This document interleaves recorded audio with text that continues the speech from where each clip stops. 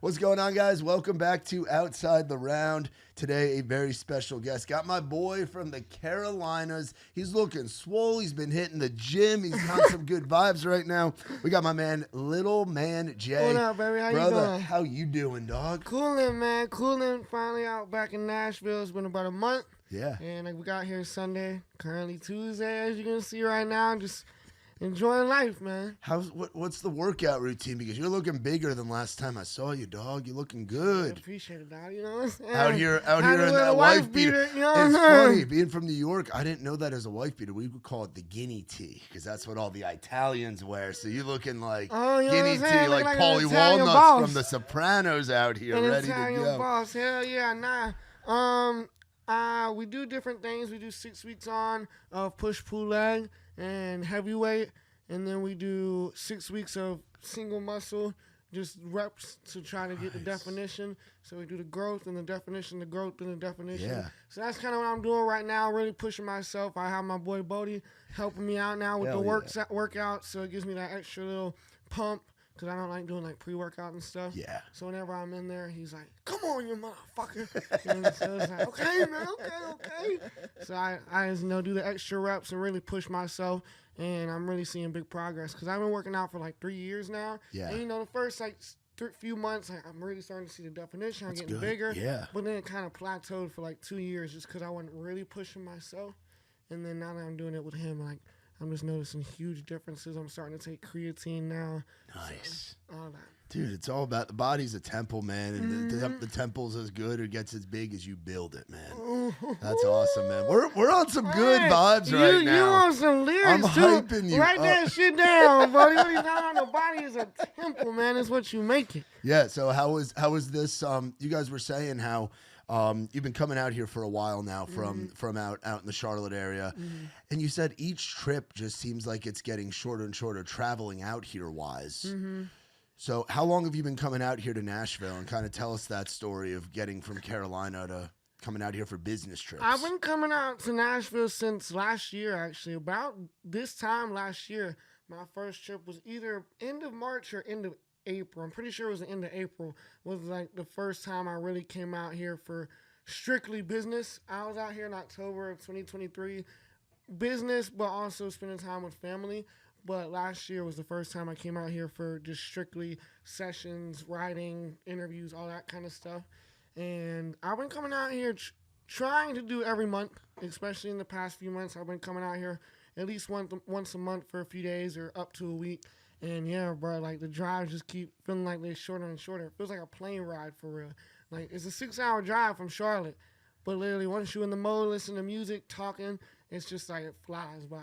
Oh yeah, you know what I mean? And you and Brody were saying like you're like you have your routine. You have the gas stations you stop exactly. at. What are you getting, and what's the big man getting at the gas station? Bruh, every time I go to the gas station, I always gotta piss. That's my go-to. Yeah. I get the bathroom. That's the first thing. Because you're drinking all that water. You're staying hydrated. Exactly, bro. I don't know what's going on, but I have a fucking bladder of a baby or some shit, boy. I drink a half. Little man, little bladder. Oh, God. I drink a half a bottle of water, and boy, I'm on the fucking peeing for a minute straight. I don't know what's going on. And it's pure clear and everything, bro. You would think it's water coming out of my dick, so I don't know what's going on. But, so straight to the bathroom. And then depending on how I'm feeling, I either get, if it's like a cutesy, they have the taquitos and the pizza. Oh, yeah, those like tornadoes, the little rolls. That's the shit. I get some of that. Or most of the time I maybe get a little soda, some water, and just keep on going with the trek. And then recently, the problem was whenever we first started doing these trips, I had to take a bathroom break like every 30 minutes. Oh, no. Deadass. That's brutal. Deadass, bro. We would have to stop on the side of the road every 30 minutes to an hour. I don't know what was going on. I think it was a little bit of nervousness, a little bit of this, a little bit of that. But now, bro, we just drive straight 6 hours, stop once or twice, and we just get here, boy. That boy Bodie on the gas with the left foot, you know what I'm saying? So Yeah. we just... Yeah, Bodie. Is it Bodie or Brody? It's Bodie. Bodie. I'm sorry for calling you the wrong name, brother. I said Brody earlier. Bodie. Everybody says Brody, Bodie. He's your handler. He's your right hand. Oh yeah, definitely my dog holds a bunch of hats and really helps with what I got going on. And most importantly, what I really care about is just the energy. Yeah. You know what I mean? That's all I care about at the end of the day, because, you know, if you have these negative, non-optimistic people around you, bro, it's just, you know, you are who you hang around. You know what I mean? So being around good energy, constantly uplifting, motivational, you're only going to be like that. You know what I mean? Absolutely. And I feel like for especially someone in your position, you've been seeing success and you've been seeing it since you were a teenager, but you've had to deal with a lot of adversity in your life, from like the scoliosis, the club foot, the other, like the cards that you were dealt. Yeah. So for you, it's like positivity's got to be huge. It's so easy to get down on some negative shit that when you can bring that positivity, man, it makes life so much better. Talk a little bit about just growing up and some of the adversity and challenges to get to where you're at, man, because a lot of it's got to be positivity. It's got to be the man upstairs. 100%, man. It's a mix of everything. Growing up, you know, like it started in elementary school. I remember, I guess because of my cleft palate, bro, I just had like an unstoppable runny nose. So every time I'm just like walking, and then it's just like snot is coming out of my nose. And, bro, like I don't even have tissues, so people are like, ooh, like laughing at me and shit and all that. And that's kind of where some of it started. You know, elementary was okay. You know, people aren't too much of bullies like they are in middle school or high school. And then I got to middle school, and you know, I kind of started surrounding myself with the cool people to try to make myself feel better. But the problem was I was only friends with a few of them individually. But whenever we're all together, like, I feel like an odd man out. Yeah. You know what I mean? So I was just left kind of in that position where it's like I'm trying to surround myself with people that will make me cool instead of the people I should surround myself with, because I was just trying to, what's the word? I was trying to almost like overcompensate how I was feeling. So, you know, with the adversity and stuff, it just came with the, you know, laughing at me, you know, whether it's the way I walk, I can't bend my fingers, asking me questions. Like somebody, I remember fucking middle school asked me how I jerked off because I can't bend my fingers. Yeah. And I was like, shit, I don't know. Yeah. And so that was like one little thing. And then high school, of course, whenever everybody starts getting a little bit more mature and hormones, all that kind of stuff, is whenever I started, you know, trying to talk to the girls and all that. And, you know, they would laugh at me. I'd get rejected. And I feel like that's where I had to throw away the deck of cards I was dealt and grab a new hand. You know what I mean? And that's where I started turning it for the better of myself. Okay, these people aren't fucking with me, and it's making me feel some type of way. Let me just focus on myself. And that's what I did, bro. I chose to eat lunch like alone, bro. I would sit at the table by myself watching videos on how to, like, invest. I was watching videos on how to grow as an artist, like all that kind of stuff. Yeah. I started focusing on me and stopped focusing on trying to create a version of me that wasn't me. Yeah. You know what I mean? And trying to be the cool guy or whatever and trying to fit in. So I started focusing on me, and that's whenever I started getting the motivation to just do something so that I can get up while they're still worried about this little shit, this little high school drama and all that. Yeah. And that's what I did. Whenever I was 13, that's when I started working on the music. I was buying and reselling Pokemon cards. I started my little hustling, dog. You know just what I'm saying? That's why I Yeah. started my hustle, because I was like, okay, I'm just gonna focus on me and make it for the better of myself. And these people can do what they do, but watch, whenever I'm 17, 18, they're gonna be still in high school worried about this little stuff, and I'm gonna already be setting myself up for success. Yeah. Where I want to be. You know what I mean? Because that's what really matters to me at the end of the day. Like, all this stuff is cool, you know, all this little, you know, cheers to that, boy. You know Amen, what I'm buddy. saying? Yeah. Cheers, buddy. I'll cheers you with my Celsius right here. Let's go. Yeah, because you're dealing with all that shit, and then you start creating music at 13. At 13 years old, I can't imagine creating music, and you're doing it using earbuds and GarageBand, and you're just hungry to where you're like, I'm gonna figure this shit out, and I'm gonna do it. Talk about those early days of getting the itch, scratching that itch to be like, I want to create something. I got something to say. Yeah, so it all started, like you said, whenever I was 13.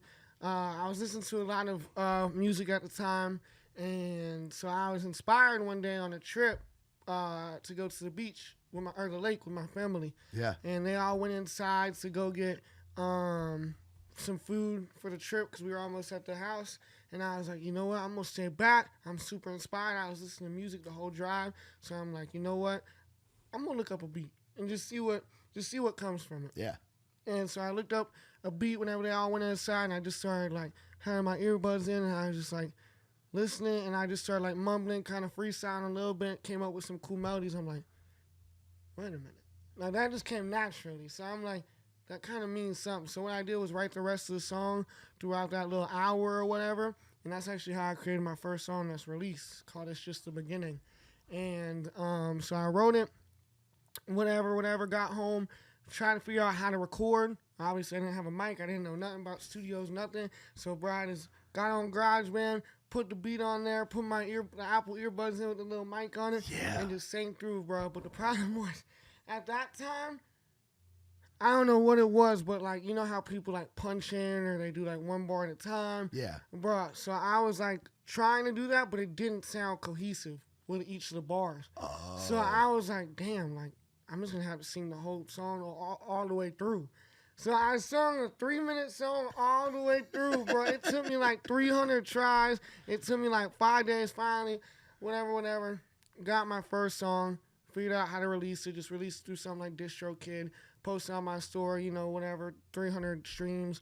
And like, it's like, okay, I like it though. I'm going to keep making music. Kept making music. As I kept doing that, I figured out more and more on how to make the music, as far as like my parents ended up buying me a little studio, just like $200 worth of equipment for Christmas to work on music. I finally figured out what mixing and mastering was, so I had a guy from my school do that.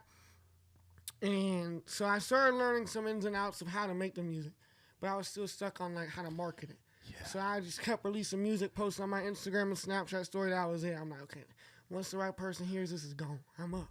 And it never happened. So in like 2021, I got demotivated. I stopped making music. But I always kept it in like my back pocket. Like I stopped making the music and dropping it, or I stopped dropping the music. Yeah. But it was like something I still was holding on to, because I do like this. Like it's fun. Like I think I could do something with it. It fills your heart. Yeah. But it's just not there. Yeah. So I'm missing something. So like I said, I was demotivated. Blase. It turned out 2021, going into 2022, New Year's, I was like watching a little music video on my a TV, and I was like, I'm trying to be like that. Like it just inspired me. It had that feeling. It gave me that motivation. Do you remember what music video it was? Yeah, it was actually called Fortnite by Polo G. Oh. And he just bought his new house or whatever, and he had like $1 million sitting in his living room and just cash. I'm like, damn, boy, like. And that's what it's about. Okay, so that's what gave me that motivation, seeing that, and the idea that I genuinely love making the music and stuff. So it's like, bro, I need to get back into this. So going into 2022, I took a different look on it, because at this point I was a little bit more mature. I think I was 16 at this point, and I kind of understood more about it. Like I need to research first. So I spent my first few months of 2022 researching. Made my first TikTok back around April, March. First video I posted wasn't even about my music. It was about some post about how to save money on gas. Ended up getting a few, like tens of thousands of views. I was like, oh shit, it's already doing something. Yeah. So I just started posting those story times each day. They were getting 10,000, 20,000 views, whatever. And then I was like, okay, this is dope, but I'm not trying to be an influencer. I'm trying to like promote my music. Yeah. So I was like, how can I incorporate my music? So I started looking up like how people promote music on TikTok. Blase, ended up putting my phone up, playing a beat in the background, rapping to the mic. That's actually how I made my first video of my music. Got like 600,000 views. Yeah. And blew up. And I was like, shit, this is it. Because everybody there was some hate, but everybody's like, bro, this is fire. Like, who is this kid? Like, what the hell? Ain't no way. So that's whenever I was like, okay, like, this is it. So I started posting every day. I started making music on live with my fans. 2 months later, made my song Cat Freestyle, dropped it. Changed everything. Changed the trajectory of everything. And in between, and this is why I'm where I'm at now, literally, I think the second video I posted of me showing my music and my talent was actually a cover of Something in the Orange by Zach Bryan.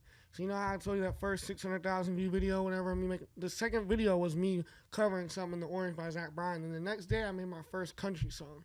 And because people loved it. People loved my voice. Like, bro, I love the rasp. That's crazy. Your voice is great. And I didn't think much of it because I was so focused on me doing what I was already doing. Yeah, you were focused on just rhyming and dropping bars. Because that's where I was at. Yeah. So then I kept making music like that. It was doing good. And then in 2023 or 4, I moved to Charlotte.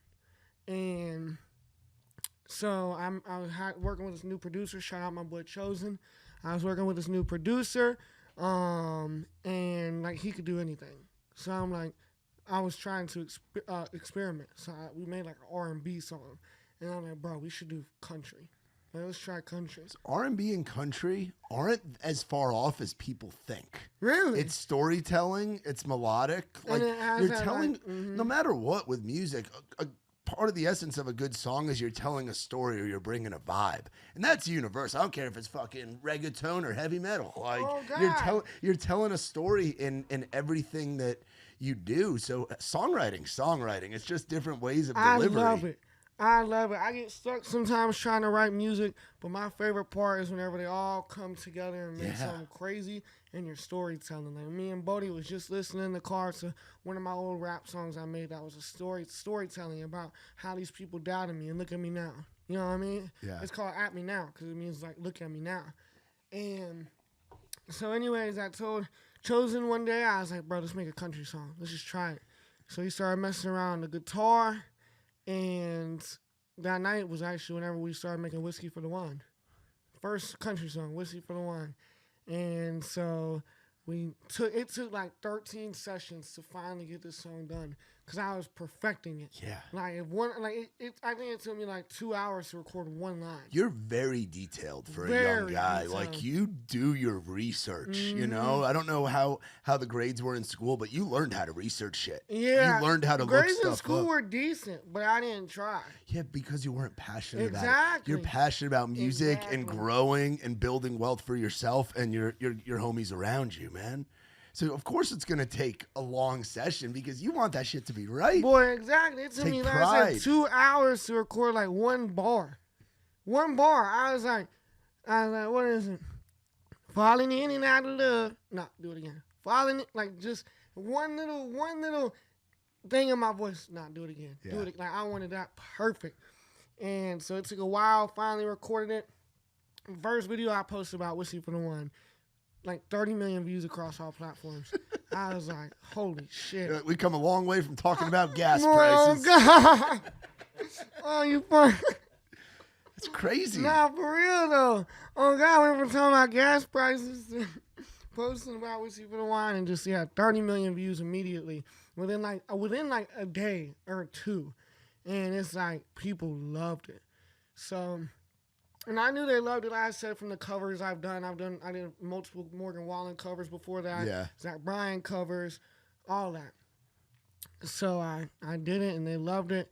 Posted about it, and then from there, I've just been doing what I do now. Because what really makes me believe this is what I enjoy, like I love about this type of music. Yeah. Is it was after we made Whiskey for the Wine. I was in the studio with my producer. Or I in the studio with Chosen. He was just playing the guitar. I was just humming, coming up with some melodies, whatever. And I was literally just like this, like just humming. And I just told him to stop playing guitar. And I was like, bro, something like this has to be for me. Because something about the way I feel right now, my head was clear. I wasn't comparing, like trying to make the next best Cat freestyle. I wasn't trying to make the next best song. Like I was just feeling myself, able to tell a story. And I was like, bro, I think this shit's made for me. Yeah. And so from then, I just been writing my heart out, telling stories, and that's my favorite part. Like, I love songwriting because I love telling stories, but it can be a bitch sometimes, bro. Oh, dude, I can only imagine, man. Like, it's got to be tough, and especially for you, it's like because a lot of your stuff you've done solo, you know. So now it's like as you level up. And this is big again, bigger than country music. There's people that just write pop songs. There's people that help out lyricists on raps and rhymes and bars and stuff like that. So now you're having to collaborate, and that you have to make yourself vulnerable to the other guys or girls in the room. Exactly. and you're such a perfectionist. That's got to be tough to collaborate, because it probably took you a while to collaborate. Now you've got it with Chosen, you know, but what's it been like collaborating with other writers and other creatives, being as picky and as passionate as you are? Yeah, it's funny you say that, because what was literally yesterday, we were in a meeting and we were talking about that, because like you said, yeah, all my songs up until like last year, I have done completely solo by myself. Every lyric is me.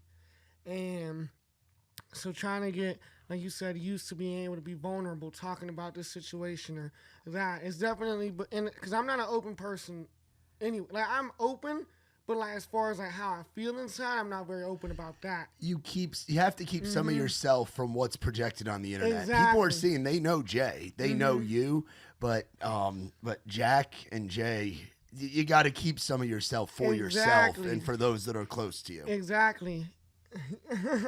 You like that, buddy? We're in the zone right now, Bodie. Some of yourself for yourself is a hard. But yeah, nah, for real. Because yeah, I've never been the type to talk about, damn, I feel like this right now. I've always been the type, oh, you feel bad, bro? Man, that's just your mind telling you that. Suck it up, buttercup. You know what I mean? So now having to be in the position I'm in, I'm like, okay, digging deep. Okay, this is genuinely how I feel. This is what I want to write a song about. It's definitely hard. And like you said, being the perfectionist and stuff. But what I've learned over the past year of creating music like this is I actually love working with people, because I can say how I feel. They can take a little spin on it lyrically and reality, and put it together to create something awesome, because everybody has a different perspective on a certain situation. Yeah. So I see it this way, but they see it like that, and that's what makes the great music, in my opinion. Yeah, dude, it's people coming together, and collaboration is such a That's powerful why it's art. thing. That's why it's genuinely art, bro. Yeah. It's because everybody has a different ways of looking at it, and it just creates a masterpiece. Yeah, who have been some of the co-writers that you've gotten to work with, or guys or girls that you really vibe with in the writing room? So recently, every time I came out here recently, it's been with my boy Aaron Zuckerman and what's his name, Willie. I don't know his last name, but Willie. And just my big thing is energy. I don't care if you suck at songwriting, but if you just bring great energy and can come up with a bar every now and then, that's all I care about. I'm do everything based off of energy, because if you have good energy and you bring me good energy, I can write a whole song in an hour. Yeah. So that's what I care about. And something about Willie and Aaron and I together, it just is perfect. And Bodie. Yeah. What was that first time getting in the room with those guys? Oh, amazing. What was the vibe? What was the vibe from the intro? That's how I knew. Right off the rip. Walk in there. I've been cool with Aaron since the first time I came to Nashville. I did a session with him, and like just a cool, calm guy, chill, whatever, normal stuff. Yo, that my boy. Yo, that dog. Boom. We make a hit song. So then from there, it's just like, boy, we love each other. You know what I'm saying? Once you make a hit song with somebody, boy, it's automatic connection. Yeah. So we've been cool since, and more we see each other. It's obviously we grow that connection.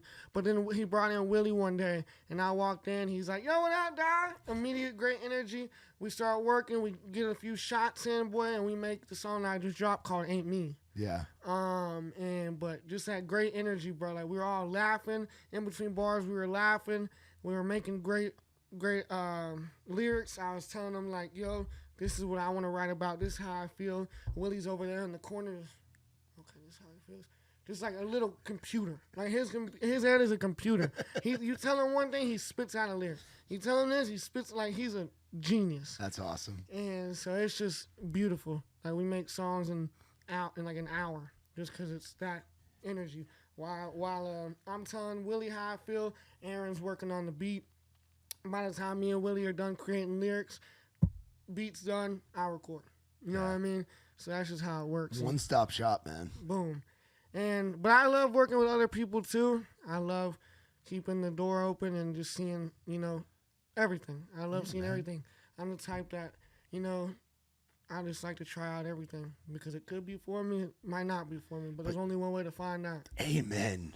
Amen, brother. We're dropping all kinds of stuff. Bodie's sitting over there just in a trance. Talk about Ain't Me, and it seems like a lot of your songs like talk about like way out. Like there's a lot of you write about your journey. you put out songs about your life, and I think a lot of people resonate with what you've had to go through and resonate with the underdog thing. And you're such an inspiration for guys and girls out there that might have a disability, but also might just be in their head about shit. And like, what is it about writing about your life story, and then specifically with a song like Ain't Me, that really showcases that? Yeah, so something that don't speak about too much is I have anxiety, decently bad, and also I overthink, and I think that has come from, you know, the music and the social media.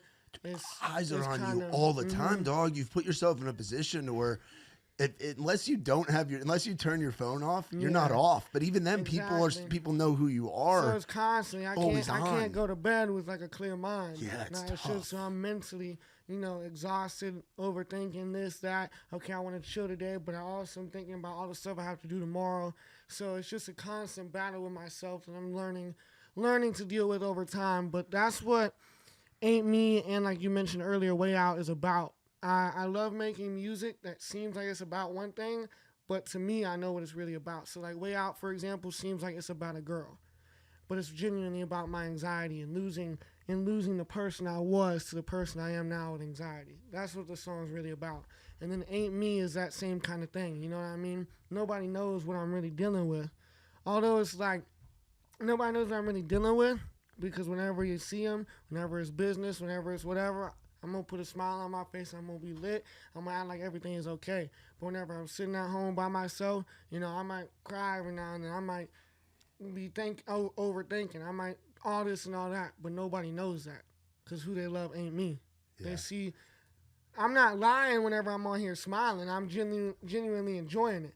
But whenever I have time to myself and I start overthinking, you know, it gets the best of me sometimes. Yeah. So that's what I wrote the song about, because who they love ain't the person they always see. That's real, man.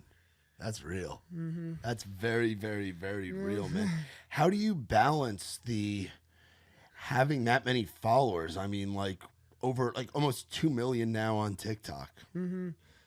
Like, what's it like knowing that many people, you post a video and you make that account, and again, we go back to, you're talking about how to save money on gasoline, on diesel, all that, to now there are more people watching you than you could even imagine. Yeah. You know, like all the time. Like, what's it like having a following and I know you're an artist, you're a music guy, but the influencer, the social media personality is a huge part of it. And I feel like to be successful in this music game, you have to understand and learn how to do that nowadays. Honestly, I don't think I'll ever find the balance. I hope to, and that's what I strive for, but it's just something that over time I'm learning. You know what I mean? Like, I used to be at a point where I can't even relax, because I see relaxing as laziness. So I'm always about productivity and all this and all that. So that's where it's messed up my mental in that aspect. I've been trying to learn when to chill, when to shut the mind off. But that's what really is hard about this kind of industry and that. And also the fact that I mean, just honestly, I feel like I take for granted what I have sometimes, because it's like I'm so caught up in the mix of everything, I forget what it really looks like or what it really is. You know what I mean? I'm so caught up, I don't see what it really is. I have, like you said, 3 million overall followers, people looking at me, yo, I love this guy, you've changed my life, this and all that. And because what I'm going through in my own head, I just look past the fact sometimes of what it is. I'm inspiring people. These people love me, and I just forget that sometimes. And I feel like that's something I'm trying to learn too, as well as be grateful. And I'm grateful to a certain extent, but like I said, I forget sometimes, and I get caught up in the mix. Yeah, dude. And it's like, whenever I have a bad day, I need to really think, like, bro, I have 3 million people who love me for what I do, and like, that's like amazing.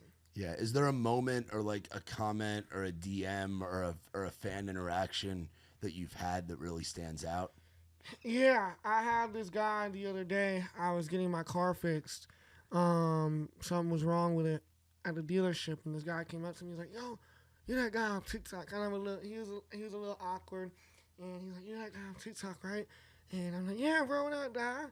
give him a little handshake, whatever. And he's like, man, like, you're really inspiring me. I was born, I can't remember the condition, but something along the lines like he bleeds easily, but if he bleeds, like, it could be super severe and he might have to go to the hospital, something like that. Like, it was wild.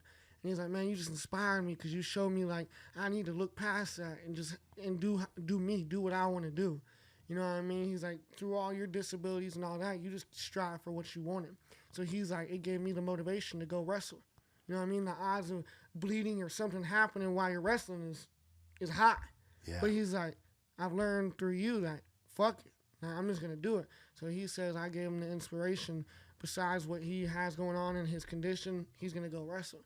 And I was like, that's beautiful. Like, really, it made me sit there. And those are the moments I'm like, those are the moments that I'm, like, grateful. Yeah. Those are the moments that I really realize the position I'm in. Yeah. And that's why I want to keep growing. And that's really what makes me want to strive every day for what I want to be, is knowing that I inspire this many people where I'm at now. Through, like you said, the adversity or whatever. I want to be the biggest so that everybody who watches, whatever thing you have going on, fucking problem that guy has, my problems, whatever it is, that, you know, you can still chase what you want. Yeah. And you can still get what you want in life, regardless of anything. You just have this hurdle you need to jump over so you can see the grass is greener on the other side sometimes. You know what I mean? Or all the time, depending on how you look at it, depending on your perspective. You got to change your perspective to get to where you want to be. Yeah, make as big of an impact as you can. Exactly. Know? So that's really what You okay? That's really what I learned, though, is just change my perspective on it. And, yeah. What I'm trying to do, and be grateful for what I have and what I don't have. Yeah. How's this state of life of how things are going lately? You seem to be in a very good spot of you're taking care of yourself. You got your buddy out here with you. Like things seem to be going well. How's the personal life of our man Lil Man J right now? What era are we in? It's honestly getting better by the day. Honestly, you know, I had to detach myself from things that were holding me back, and I realized, like, I need to focus on what I really want to do at the end of the day and not be held back by anything. So now I'm all into what I'm doing. I'm really understanding it. I'm grateful for it. Yeah. I'm enjoying time with the people who really matter, my family, my friends, all that, and just growing a new perspective. Yeah. Instead of the perspective of, man, this lifestyle is slowly draining me and hurting my head and making me lose sleep and making me this, making me that, to a perspective of, bro, I'm changing people's lives. I'm going to get to the top one day. My family, like everybody, like these people love me. I'm all that. Yeah. I'm changing my perspective instead of just being not negative, but just self-deceiving. Yeah. To motivational and understanding what it really is compared to what I thought it was. Yeah. That's awesome. What does Lil Man J like doing when he's not doing music stuff? I know you say that this life consumes a lot of you, but what do you like doing when you're in a sense off the clock? I love hanging out with my family. I love just being cool with the friends, a little late night. I even like some of the things I implement that are my music into my personal life. Like I love just sitting down, playing guitar, singing songs that I love with the guys, whatever, this and that. I love working out. Yeah, I see that. You're getting all swole on us, man. Working out, I love that release. I recently got into boxing. Oh, how's that going? It's amazing. I love for the fact of learning how to defend myself if the time's necessary, but also just the release and the cardio and the energy it takes. I love that as well. Just being able to punch the punching bag. And like I said, it's just a release. It's better than anything that I've experienced. You know what I mean? Or any of the short dopamine spikes. Like, it's just full aggression, full let that shit out. You know what I'm saying? Be a monster. You know what I mean? It turns me into a monster, boy. Yeah. And it's beautiful. So those are the things I've been doing recently, and trying to understand. Like I said, I want to relax. I've gotten into watching movies recently. Oh, what have been some of our favorites? What have you been watching lately? Yesterday we watched Wolf of Wall Street. Oh, you just saw that, dude? That was my first time watching that movie, bro. Because I think I was like 13 and the opening shot was like titties or something. Yeah. And I was like, oh, no, I don't know how my mom would feel about this. I don't know, you know what I'm saying? That's a great movie, man. Yeah. And the fact that it has that true story element to it, and it's funny. I've got a lot of buddies that work, because being from New York, I got buddies that work in that Wall Street life. Yeah. And obviously it's different now than it was back then. Not as many Quaaludes out there, but that's a good one, dog. That's a good one. And movies are something you can watch when you're on the road, because you got Bo doing the driving. You can movies are a great way to pass the time. Yeah, no, 100%. So it's just a journey, and just trying to find that balance between life and business. Yeah. Yeah, dude, it is a balance. What kind of food do you like eating? We didn't talk about food last time we hung out.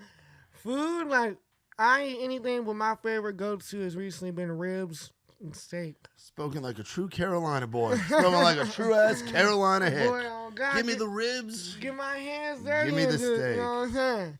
So, yeah, boy, I love just steak and ribs. What are the fixins that you're getting with it? Because that's the thing. You can't go wrong with one of the headliners, if you will, at the barbecue or at the meat and three.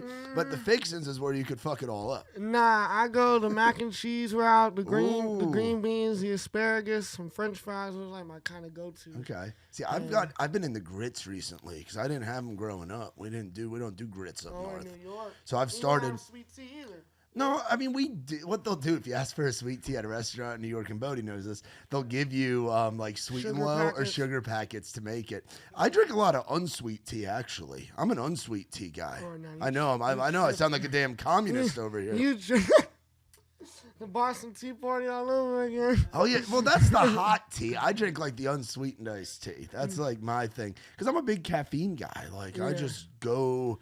I'm a big stimulants guy. All the legal ones, you know? Like the damn nicotine and the caffeine and all that stuff. 100%. I stray myself away from caffeine, but, a little nicotine... whatever every now and then. Yeah, I know we're in the body is the temple era, so we're watching. We're not out here eating like we're not out here eating like gangbangers, fast food all the time. But Carolinas, you are home to two of what I think are, because again, growing up north, we didn't have a lot of fast food. You have like Wendy's, Burger King, Taco Bell, KFC, McDonald's. That's really it. We don't have a lot of fat. We're more like mom and pop, family restaurants, diners, all that. Yeah. If you had to pick between Bojangles and Cookout. Bojangles.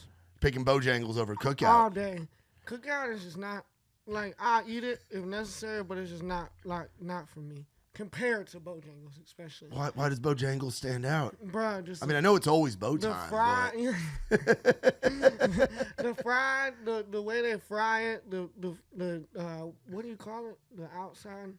The crispiness, I guess, all that on top of the chicken is always juicy.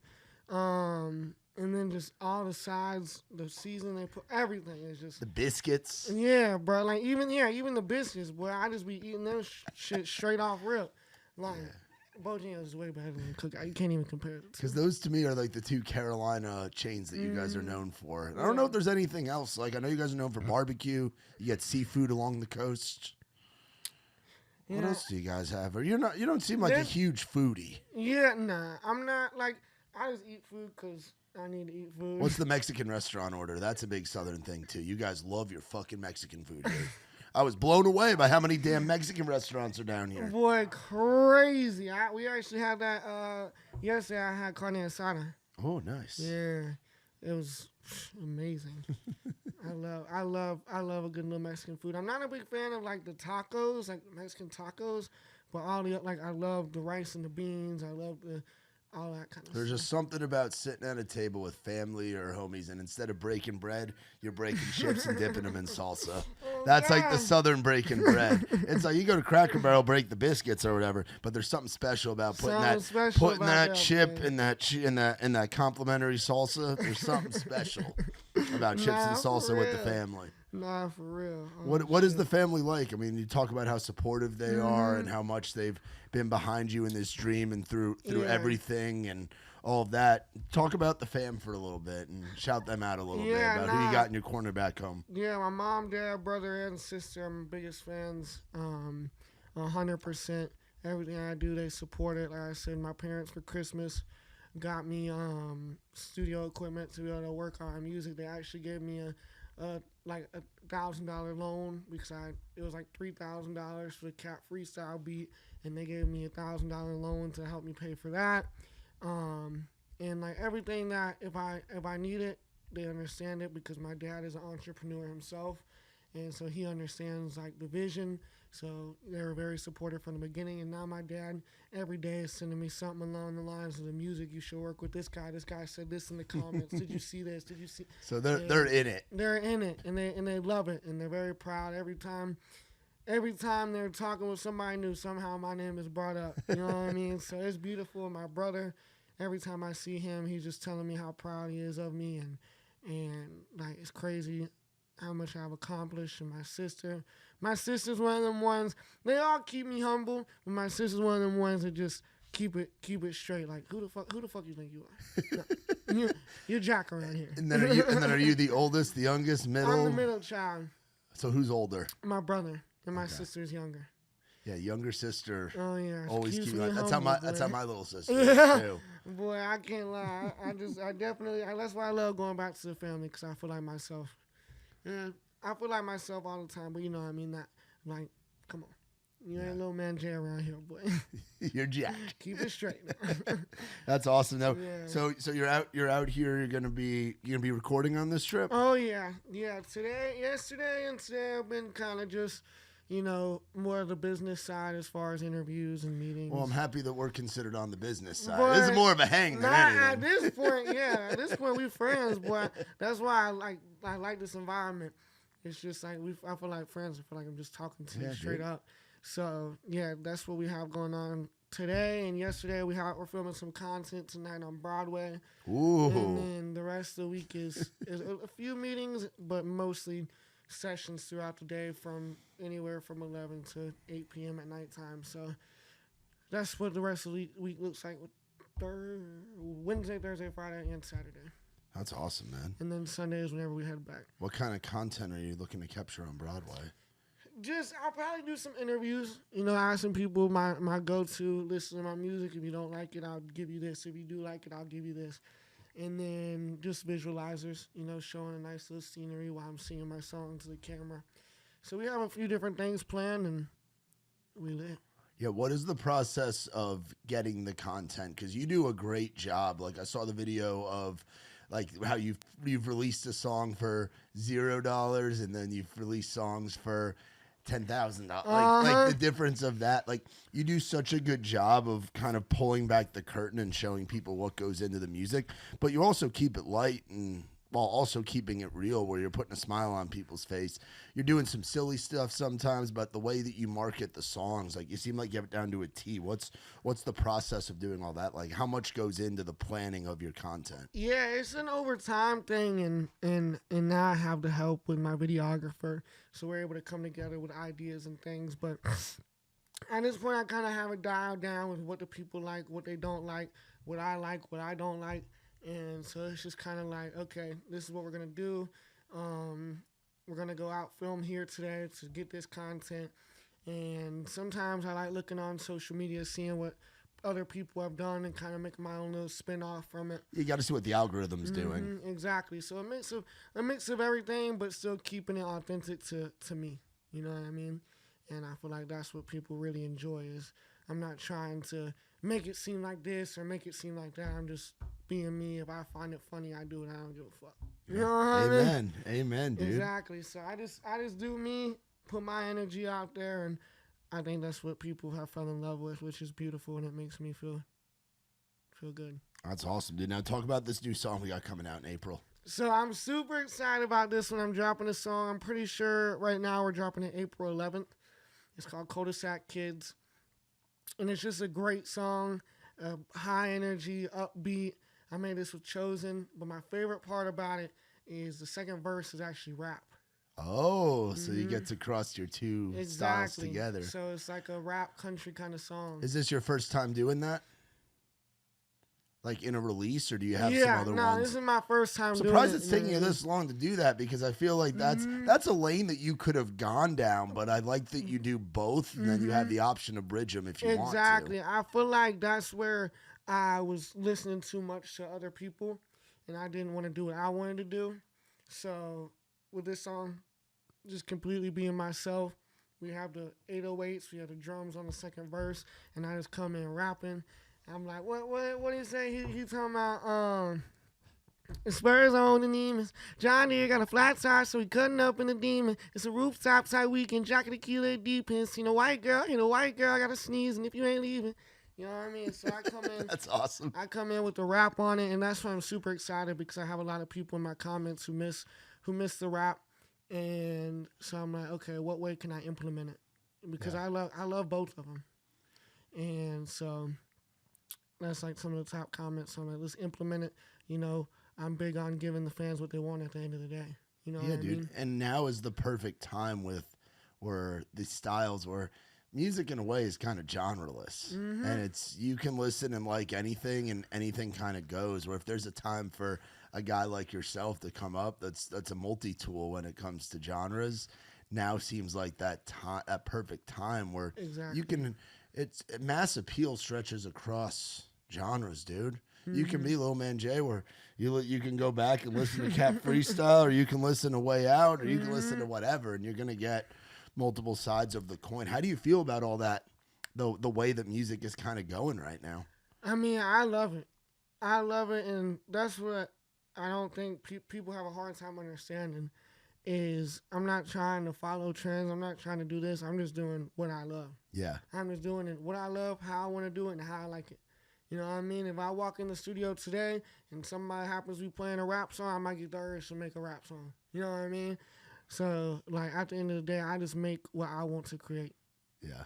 And that's how I move at the end of the day. If I like it, I release it. If I don't like it, I don't release it. When it comes to the rap stuff, is it like very much like off the dome? Is it you're hearing a beat, or are you jotting down kind of like slick lines ahead of time?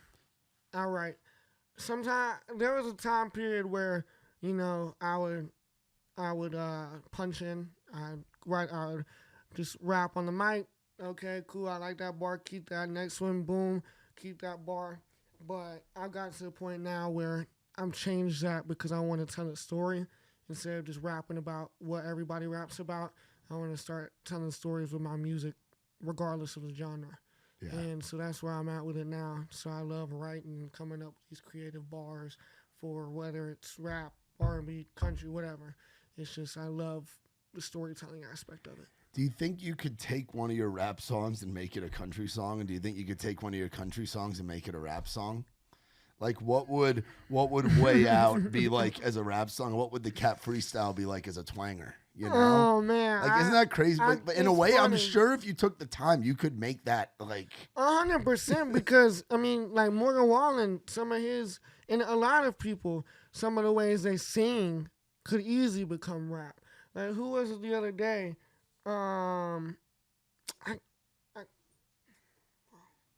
I can't remember, but like some of the melodies are like rap melodies with the triple rhymes and then the different rhymes. Yeah. Like, all of it's the same kind of thing, whether it's AABB rhyme scheme, AAAAA rhyme scheme, like all of it's rhyme scheme.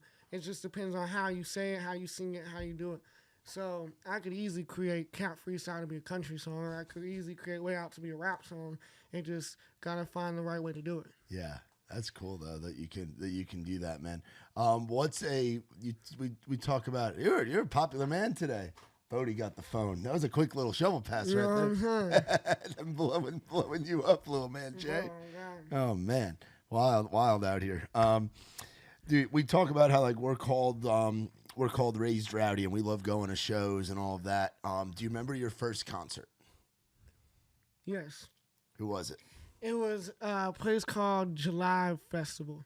And I performed with a few rap artists, Fredo Band. Well, I'm not even talking about just you performing. I'm talking about you going to a concert as a friend. Or as a fan, not a friend. We're friends, but as a fan. The first concert I went to actually was Post Malone's. Oh, no shit. And it was literally in October of last year. That's the first ever concert I've been to. Really? So you've been doing music without having gone to a concert? Never. It's never been my cup of tea. I don't know why. And I liked it, but it's never been like, yo, bro, let's go to this concert. Yeah. For me, I don't know what about it, but I liked it. I would do it again, but it's not like I would love to go to this concert. Okay. You know what I mean? And then what's a rowdy moment from growing up? Like rowdy moment. you and the boys, you and the fam, it could even be you and Bodie on the road. Boy, oh God, I don't even remember no rowdy moments, bro. I just remember a whole lot of times drinking gallons of Fireball, getting fucked up, and throwing up with the boys, man. That's all I can think about off the top of my head. Yeah, that's wild. Who are some of the boys? Like, how are you still close with a lot of your friends back home and still keep up with everybody? Like I said earlier, I didn't have like a lot of like friends I would consider true friends. People I'll be with every now and then. But there is a few people that came from my job that I used to work at Auto Bell. My boy AJ, my boy Amin, obviously Bodie.